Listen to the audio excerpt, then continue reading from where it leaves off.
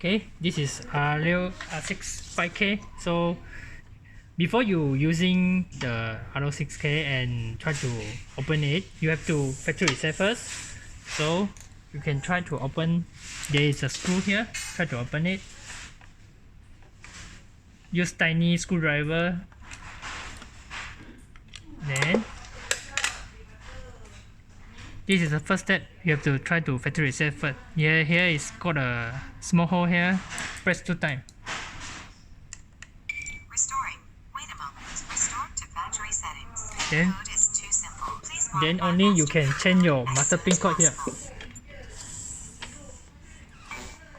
Door closed. Okay, every time you want to start your master pin code, you want to change your master pin code, you have to press hash 2 times. Enter the master pin. Enter the default And password press the pound key. 1 2 3 4 5 6 7 8 and then press hash. Master mode. Enter the master So now you have to change your master pin code now. to return to the My master pin code is 11223344 and hash. enter again. Press enter again 11223344.